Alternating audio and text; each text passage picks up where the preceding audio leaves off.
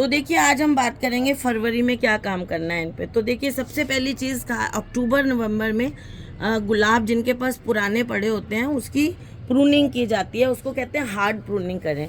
अगर ज़मीन में आपका पौधा लगा हुआ है तो आपको हार्ड प्रूनिंग का मतलब होता है कि पौधा जैसे 30 सेंटीमीटर लंबा, मैं आपको वैसे ही बता रही हूँ, सेंटीमीटर तो बहुत 3 फीट समझिए, 3 फीट लंबा अगर आपका पौधा है तो एक फीट करके 3 हिस्से हो गए उसके, है ना।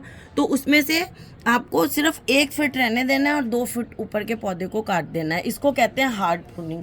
लेकिन गमले में जो आपका पौधा लगा हुआ है उसकी कभी भी हार्ड प्रूनिंग नहीं करनी है।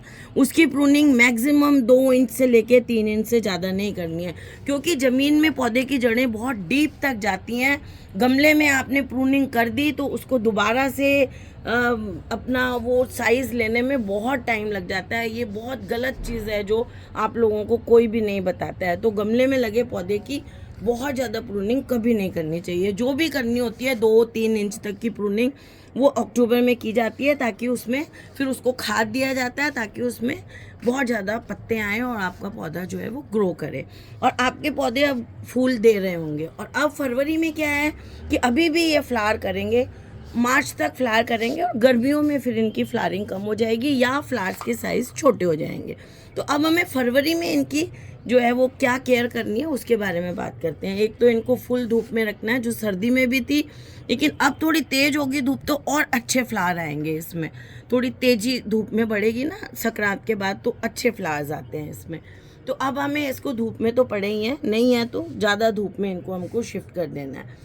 दूसरी चीज़ है कि इनकी जो इनमें फ्लावर अभी आए हुए थे तो ये ऐसे जो है ना सॉफ्ट प्रूनिंग करनी है। जैसे देखिए ये यहाँ छोटी सी ये डंडी पड़ी हुई है, ये डेड एंड है, यहाँ पे कोई आपके फ्लावर नहीं खिलेगा, इसको काट देना है बस। इतनी सी आपके पौधे की आपको देखना है, छोटी छोटी प्रूनिंग करनी है जहाँ आपके पौधे में फील हो रहा है। ये देखिए ये सूखी ब्रांच है, इसकी प्रूनिंग करनी है। ये देखिए यहाँ फ्लावर खिला था, ये देखिए, और इसके बाद अब यहाँ कुछ नहीं आएगा, इसकी प्रूनिंग कर देनी है। जो आपके स्पेंट फ्लावर्स हो गए हैं उनको आपको, जैसे ये वाला फ्लावर है, इसको अगर आपको प्रून करना है तो ये बीच में एक सेट ऑफ पत्तियाँ लेके करें प्रून, खाली यहाँ से प्रून नहीं करें। एक सेट ऑफ लीव्स को साथ में ले लें और फिर प्रून करें इसको। यहाँ से अगर मैं ये स्पेंट हो जाएगा तो ये 2 पत्तियाँ छोड़ के यहाँ से काटूंगी इसको, शायद दिखा रहे होंगे अच्छी तरह से हमारे कैमरामैन। तो ये देखिए यहाँ से उसको प्रून करना है, यहाँ से ऐसे नहीं करना है। इस चीज़ का आप ध्यान रखें। तो छोटी छोटी इस टाइम आपको करनी है चीज़ें। ये जो ब्राउन पत्ते हो गए हैं ये हटाने हैं थोड़े बहुत, है ना। और यहाँ जो ड्राई पत्ते कहीं दिख रहे हैं, ये देखिए जैसे ये ड्राई पत्ते दिखते हैं इस तरह के ये पत्तों को जो हो गए हैं, इनको क्यों हटाना है, क्योंकि जब हम गुलाब को है ना, अगर इनके फूलों को गीला नहीं करना है, लेकिन अगर इनके पत्तों को हम मॉर्निंग के टाइम में पानी देते हैं ना, अगर मॉर्निंग में देते हैं, शाम को नहीं, अगर मॉर्निंग में देते हो तो पत्तों के ऊपर भी आप थोड़ा थोड़ा सा पानी ऐसे डालेंगे तो पत्ते क्लीन होते हैं, तो अच्छी फोटोसिंथेसिस करते हैं, तो आपका पौधा और अच्छी तरह से ग्रो करता है। लेकिन फूलों पे पानी नहीं डलना चाहिए। अगर फूल बहुत ज़्यादा है तो आप पत्तों को गीला नहीं करेंगे। जैसे ये वाली ब्रांच है, इसको मैं ऐसे गीला कर दूंगी, है ना। तो फूल, खिले हुए फूल पे पानी डालते हैं तो वो गिर जाता है, बड़ा डेलिकेट फ्लावर होता है गुलाब का। तो ये चीज़ है कि छोटी छोटी जो सूखी पत्तियां हैं, सूखी ब्रांचेज हैं, जो स्पेंट फ्लावर्स हैं, उनको हटाना है। ये तो आपको करते ही रहना है गुलाब में, और ये आपको फरवरी में भी करना है। प्रूनिंग हार्ड नहीं करनी है इसकी। और उसके बाद आपको क्या करना है कि आपके पौधे की जो मिट्टी है, अगर मिट्टी जो है वो हार्ड होती है, देखिए मैंने जिस मिट्टी में लगाया हुआ है, मेरे गुलाब की मिट्टी कितनी सॉफ्ट है, ये देखिए इतनी सॉफ्ट मिट्टी है। देखिए ये गुलाब को मैं 2 तरीके से लगाया है मैंने। एक तो देखिए ये सॉफ्ट मिट्टी में लगाया है, इसमें जो है वो मैंने रिवर सैंड डाल के और सॉफ्ट मिट्टी बनाई है, उसमें लगाया है देखिए। और एक मैंने ये इस तरह से लगाया है जिसमें मैंने ये राइस हस्क डाला हुआ है। ये देखिए ये राइस हस्क वाला सॉइल मिक्सचर है, जिसमें रिवर सैंड की जगह बस राइस हस्क डाल दिया है। इसमें मैं एक हिस्सा मिट्टी, एक हिस्सा खाद और एक या 1.5 हिस्सा राइस हस्क डाला है इसमें, और इसमें मैंने रिवर सैंड डाली है। अब मैं एक चीज़ आपको बता दूं कि गुलाब के पौधे को ऐसे कहा जाता है कि बड़े गमले में लगाएं, लेकिन जो हम बाज़ार से पौधे लाते हैं वो छोटे पौधे होते हैं। देखिए जैसे ये छोटा पौधा है, तो इसको आप 12 इंच 16 इंच में लगाएंगे तो वो मरना ही मरना है, क्योंकि पानी ज़्यादा लेगा वो गमला, उसमें मिट्टी ज़्यादा है तो पानी ज़्यादा आएगा तो गल जाएगी इसकी जड़ें। तो गुलाब की जड़ को गलने के लिए वेल ड्रेन्ड सॉइल चाहिए जो थोड़ी सी मॉइस्ट है। तो इस छोटा गमला है, इसमें पानी कम आएगा तो बहुत ज़्यादा इसमें मिट्टी पानी होल्ड नहीं करेगी और बहुत ज़्यादा आपका पौधे को पानी नहीं मिलेगा। तो छोटा पौधा है, जैसे आप ये मेरे पौधे का साइज़ देखिए, अगर इन पौधों जितना साइज़ लाते हैं तो आप 9 इंच के गमलों में लगाइए, और जब ये बढ़ जाएंगे, रूट बाउंड हो जाएंगे, इसके होल में से नीचे रूट निकलने लग जाएगी, फिर हम इसको रिपोर्ट करेंगे। तो एक तो फरवरी का टाइम अच्छा है, अगर आपके पौधे में गुलाब में फूल वूल नहीं आ रहे हैं ना इस टाइम, तो आप थोड़ा बहुत रिपोर्टिंग भी कर सकते हो। दूसरा, आप बाज़ार से इस टाइम गुलाब के पौधे ला सकते हो, क्योंकि इस टाइम जो पौधे मिलेंगे उनमें फ्लावर्स आ रहे हैं, तो आपको पता चल जाएगा कि आपको किस तरह के पौधा चाहिए और कैसा फूल चाहिए, कैसा कलर या वैरायटी आपको चाहिए। और कोशिश करें कि ऐसा पौधा लाएं जो छोटे गमले में लगा हुआ हो, थैलियों वाला ना लाएं। प्लास्टिक के गमले वगैरह होते हैं ना छोटे वाले, उनमें लगा हुआ पौधा थोड़ा सा मैच्योर प्लांट होता है, वो लाएंगे तो बहुत अच्छी तरह से चलेगा। वैसे इस मौसम में अगर थैली वाला भी लाएंगे, क्योंकि फरवरी का मौसम जो है ग्रोथ के लिए बहुत अच्छा मौसम होता है, तो इसलिए बहुत अच्छे चलेंगे, तो आप बाज़ार से ला सकते हैं, नर्सरी से। एक और नेक्स्ट चीज़ जो बात करूँगी कि गुलाब के कटिंग्स लगाने का ये बहुत अच्छा टाइम है। आप इस टाइम भी गुलाब की कटिंग्स लगा सकते हैं। बस आपको कटिंग ऐसी लेनी है जो बिल्कुल टेंडर नहीं हो, थोड़ी सी थिकनेस हो, जैसे ये है, इससे भी थोड़ी सी मोटी हो तो चलेगा, लेकिन इतनी थिकनेस तक की लगा सकते हैं। इससे मोटी ही लगानी है, इससे पतली नहीं लगानी है कटिंग। ये भी थोड़ी पतली है, थोड़ा सा अपनी छोटी उंगली होती है, इससे थोड़ी सी आधी कर लो।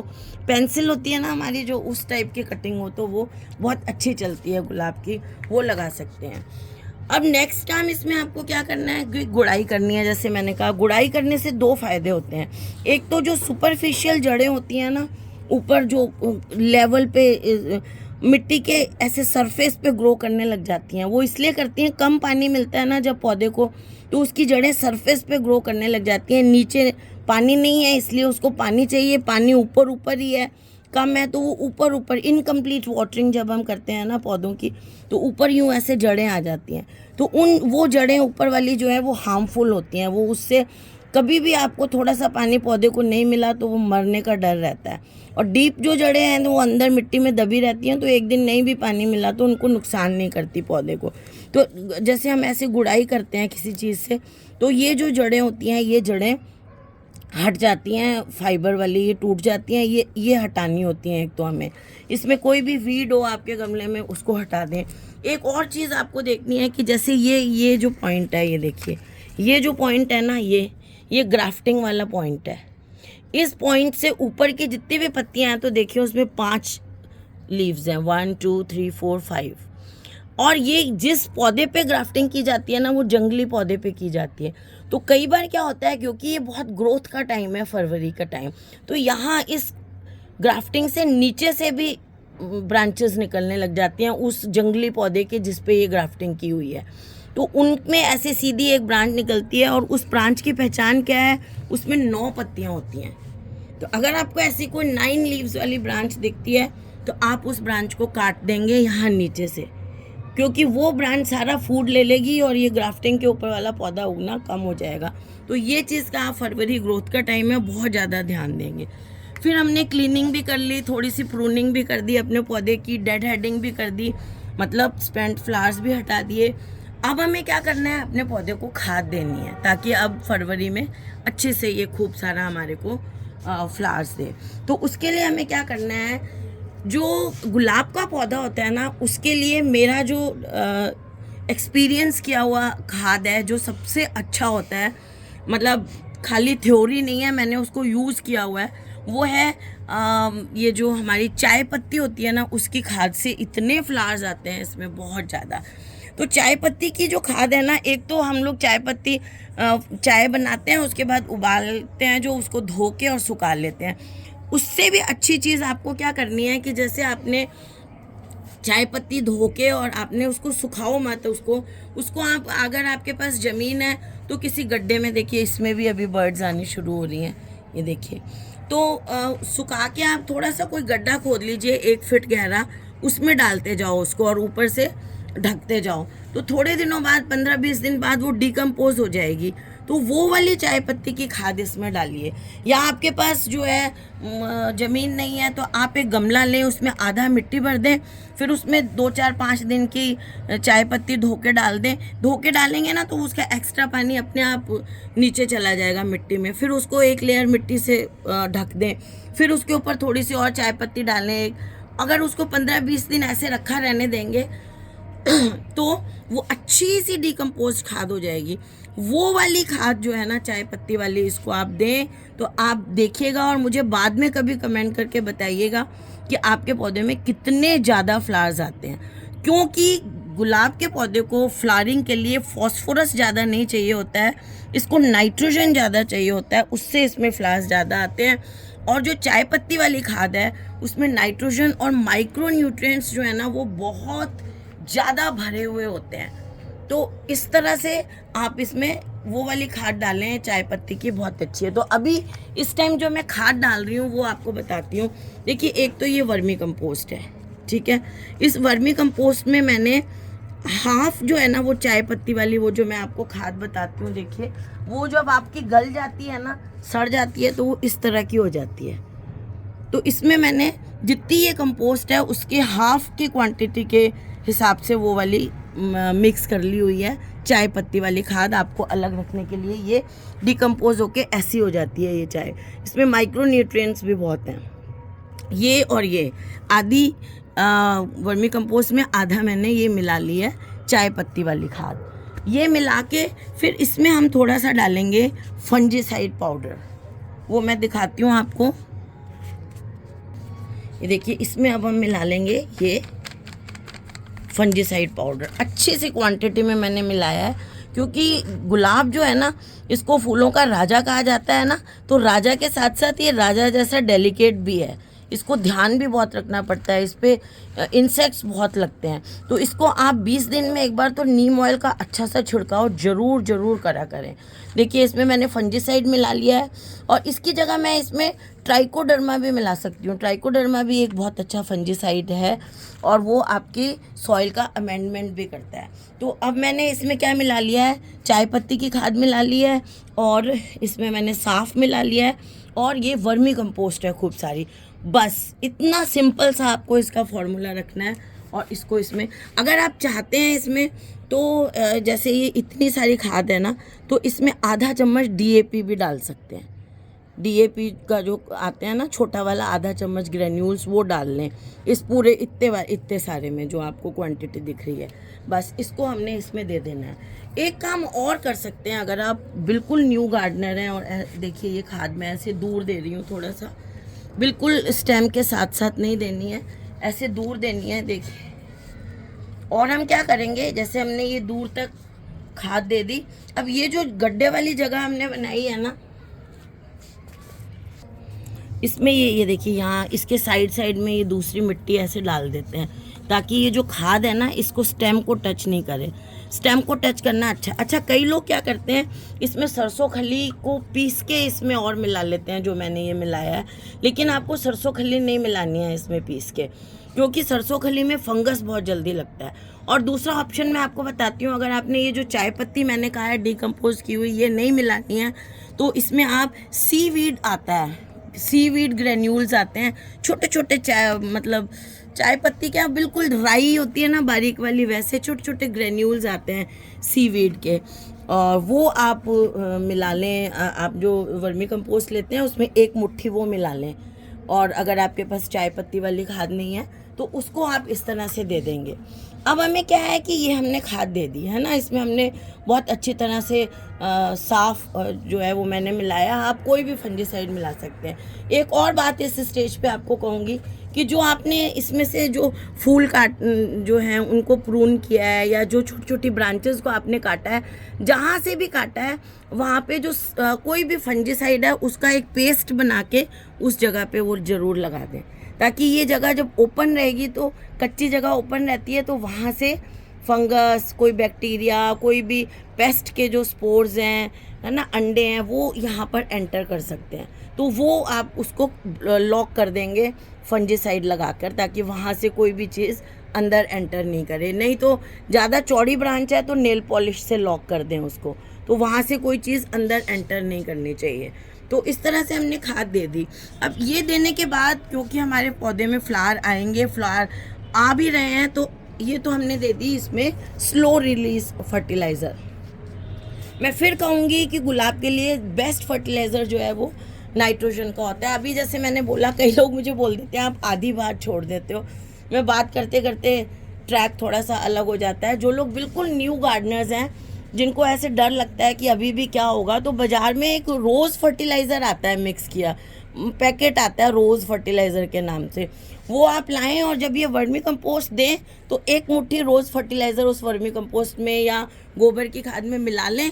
जैसे मैंने ये लिया है, ये खाद जैसे मैं डाल रही हूँ, इसमें एक मुट्ठी वो वाला फर्टिलाइज़र डाल लें, ऐसे करके मिक्स कर लें इसमें, और वो दे दें आप इसको। तो उसमें आपको सोचने की ज़रूरत नहीं होगी क्या न्यूट्रिएंट्स मिलने हैं क्या नहीं मिलने हैं, क्योंकि रोज़ को माइक्रो न्यूट्रिएंट्स भी बहुत चाहिए होते हैं और पोटाश बहुत चाहिए होता है। अब एक चीज़ और बताऊं आपको मैं, अगर आपने ये डाल दिया है और आपको चाहिए, जैसे ये बड़े गुलाब है ना, आपको चाहिए कि फ्लावर का साइज़ थोड़ा बड़ा आए, तो इस तरह से मैं कंपनी की बात नहीं करूँगी, पोटाश आता है, जैसे बनाना पील का पाउडर भी आजकल बाज़ार में बहुत मिलने लग गया। अगर वो पाउडर मिल जाए तो 1-1.5 चम्मच वो पाउडर इसमें और डाल दें, ऐसे करके अलग से ऐसे डाल दें। और लेकिन डालना रिम के साथ साथ है, पोटाश थोड़ा तेज़ होता है, इसको टच नहीं होना चाहिए। मैंने ये पोटाश ये वाला लिया हुआ है, ग्रैन्यूल वाला जो मैंने अभी डाला है, तो पोटाश भी साथ में डाल दें। बनाना पील का या तो फर्टिलाइज़र चूरा आता है पाउडर, वो डाल दें, और या फिर आप पोटाश डाल दें इसमें साथ में। उससे फ्लावर्स के रंग बहुत अच्छे आएंगे, फ्लावर्स बड़े आएंगे और अच्छे क्वांटिटी में फ्लावर्स आएंगे। तो ये ज़रूर डालें बनाना पील का फर्टिलाइज़र। अगर नहीं भी आता ना, तो एक म्यूरेट ऑफ पोटाश आता है, ईंट जैसा पाउडर आता है बाज़ार में, वो लाके आधा चम्मच वो डाल दें, वो बड़ा सस्ता भी आता है, वो डाल दें, या बनाना का पाउडर डाल दें, या ये जो मैंने पोटाश दिखाया ग्रेन्यूल में आता है ये डाल दें। अब आपका पौधा जो है वो इसको खाना मिल गया है, अब 2-3 महीने ये खाना इसमें चल जाएगा। उसके साथ ही जब फूल आ रहे हैं तो पौधे को ज़्यादा फूड चाहिए, तो उसके लिए ये देखिए मैंने बनाया हुआ है, ये जो है हमारे, दिखाती हूँ आपको एक सेकेंड, ये देखिए सरसों खली है।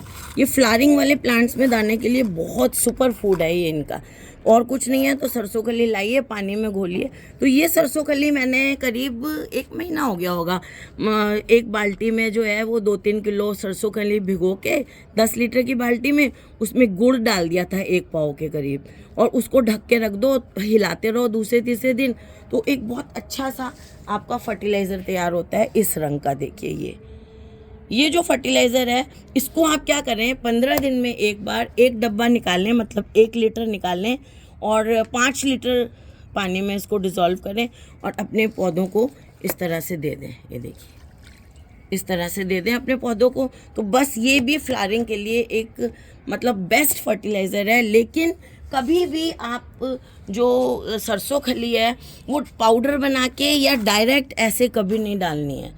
ये ज़रा सी भी गीली होती है तो बहुत ज़्यादा ये जो है वो फंगस को अटैक करती है और आपका पौधा नहीं भी मरना होगा तो मर जाएगा। इसलिए इसको जब भी डालें, हफ्ता जो है 4 दिन हफ्ता पानी में भिगो के थोड़ा सा गुड़ डाल दें, अच्छी तरह से डिकम्पोज करके, फिर अच्छी तरह से फर्मेंट करके, डिकम्पोज नहीं कहते उसको, फर्मेंट करके अच्छी तरह से फिर उसको डालें, तो आपका गुलाब जो है वो बहुत अच्छी तरह से चलेगा। 15 दिन में एक बार इसको डालते रहें, 20 दिन में एक बार नीम का जो ऑयल आता है ना उसका स्प्रे करते रहें। तो आपका गुलाब का पौधा कभी भी नहीं मरेगा। शाम के टाइम पत्तियों पे कभी पानी नहीं डालें, गुलाब के फूलों पे पानी नहीं डालें।